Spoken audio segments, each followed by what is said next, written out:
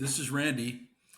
Thank you so very much for joining me again for Brain Break with Randy and KeithO. It's just me. This is one of my stories. My story begins with the way I would do things when I was a scout leader and a priest quorum advisor in El Paso, Texas. I had 19 boys. Some were brothers, Irish twins, I guess we'd call them, but they were all pretty incredible young men. Not all were active in the church. In fact, when I first started, there were probably two or three that would come to church of those 19. We changed that by having activities and building a feeling of brotherhood, getting their quorum as a priest to work together. I visited all the young men at our bishop's urging in their homes. In fact, I even conducted this stewardship interview, if you will, in their bedrooms at the bishop's urging. He said I'd be able to tell an awful lot about the boys and their families by seeing their bedrooms. And he was right. I learned a lot.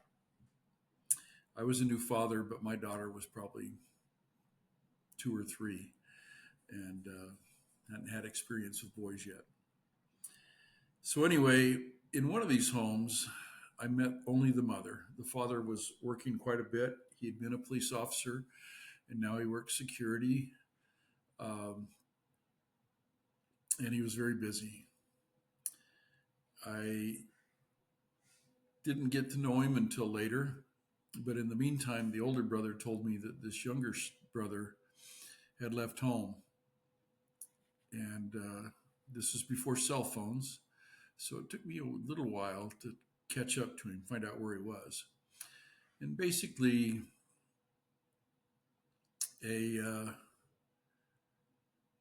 not a friend of the family, but an acquaintance had found out about his situation, that it wasn't great at home, that his father was rather abusive, hard on him, but there was some physical abuse and emotional abuse as well. And so this young man left home, and after couch surfing for a night or two, this young lady who was probably 10 years older invited him to stay with her. Now, unfortunately, she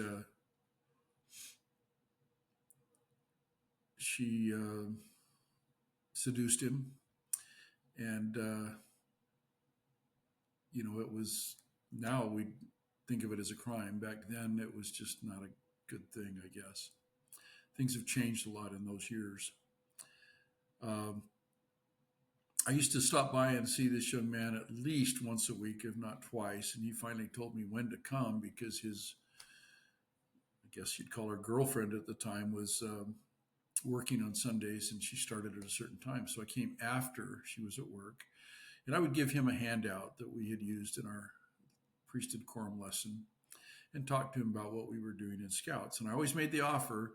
I said, Jim, if you can't go home, you can always come to my house. And he always just poo-pooed that. But one Sunday I showed up ready to give him the handout, because most of these visits, I didn't go into the home. I wasn't invited. I would just what I would call a French porch visit. And he was ready when I got there and came barreling out the door, and he says, "Come on, let's go. I'm going with you." And I had no warning. And so I took him home, told my wife what was going on, and basically the only place we had to put him, because we had a 2-bedroom house, was on the couch in the living room. And we only had one TV, and so that kind of curtailed a lot of entertainment, so he could go to bed because he had to get up early. Now, some of the rules I'd told him about is, hey, you're going to need to go to seminary. And I didn't know that it was early morning seminary. Where I lived in Tucson, we had release time. And so, I mean, I used to get up like at 7:30 to be to work at 8. And so here I am getting up at 5 to get him to seminary at 5:30. And my wife would have to get up, make sure he got fed.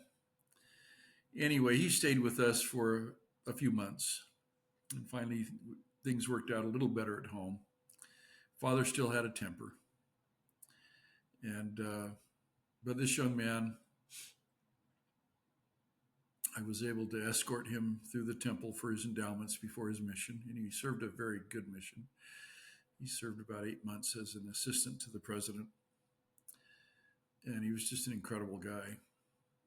Uh, very easy to talk to. I'm sure he was very successful because of that.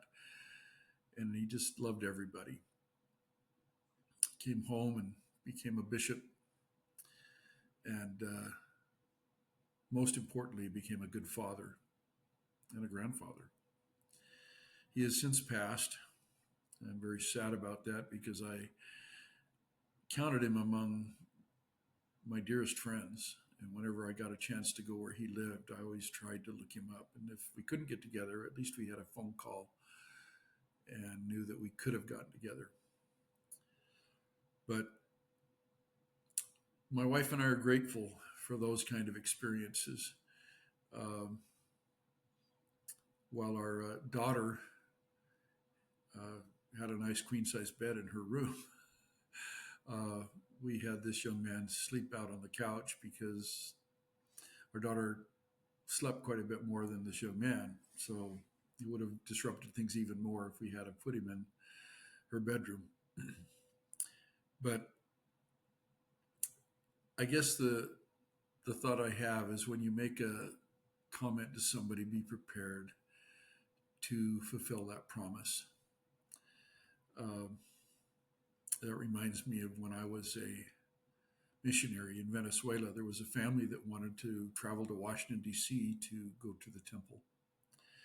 And they asked me to give them a priesthood blessing, which I did. And in that blessing, I told the father that he would see his way to earn that money that he needed. And it was about $700 US he needed to be able to complete the purchase of their tickets and pay for their hotel stay. And I'm going to tell that in the next story because there's too much and I hate to make these very long. But it's a good story, and I'll see you on the flip side. Thank you. Please like and subscribe. It's an honor telling you these stories, and I hope you appreciate them in the spirit they're given. If possible, share with your friends and family. Love hearing from all of you. Have a great day.